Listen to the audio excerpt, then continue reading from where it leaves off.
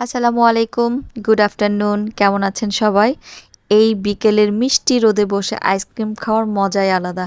আর আমি নিয়েছি ২টা ফ্লেভার, ভ্যানিলা আর ম্যাঙ্গো ফ্লেভার। ২ রঙের ঠান্ডা মজা ম্যাঙ্গো আর ভ্যানিলা। ম্যাঙ্গো গ্রীষ্মের মিষ্টি স্বাদ, আর ভ্যানিলা নরম মিষ্টি আর ক্রিমি। দুটো মিলে একেবারেই পারফেক্ট কম্বো। আর এই ২টা ফ্লেভার একসাথে মিক্সড করে খাওয়ার মজাই আলাদা। দুটো ফ্লেভার একসাথে মিশলে স্বাদও ডাবল, মজাও ডাবল। বিকেলবেলা ঠান্ডা ঠান্ডা আইসক্রিম, আহ কি মজা!